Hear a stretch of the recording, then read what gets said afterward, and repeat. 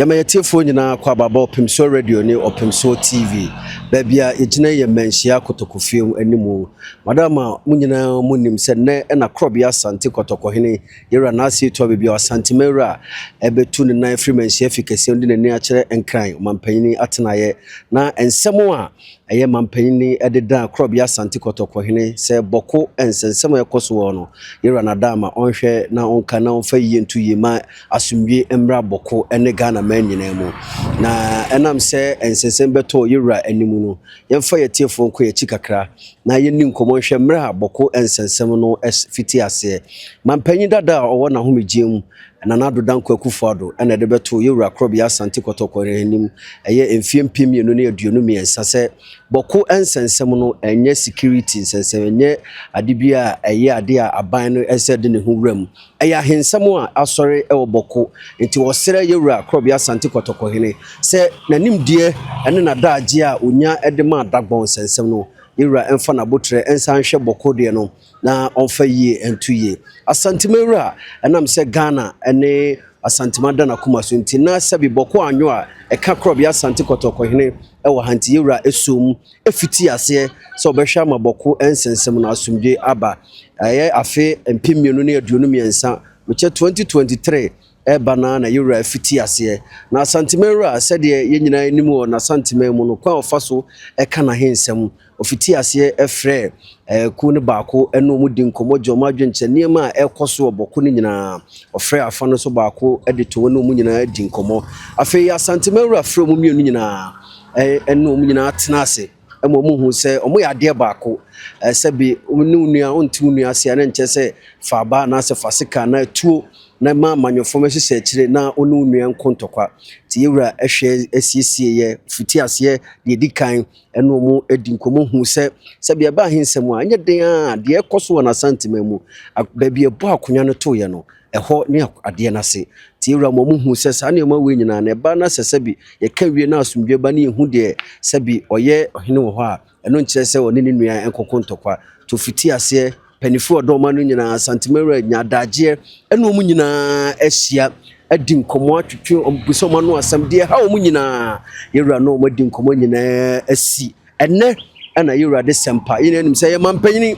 ena de betu yewra nim ti mampanyini dada na doda nkwa kufuado eni hoi eye mampanyini otisu na sede se ye de beda yewra no yewra de sempa e de koda mampanyini se ensema odi edi eja no no wa yeni nyina ka ne nyina boma wode sempa eba betu na nintene bibia mboma embono nan ekosi no num no na asantemewra ewon kran ya wode sempa de course boku ni nyina no wode ato mampanyini excellency John Dramani Mahama eni Opimso Radio Opimso TV ye yahwefo ne atiefo ye reporters wo ho a sebi omo edi akire ye wura free akwa de betofo mu nyina no ye be ma ye atiefo enso ehu se de asiko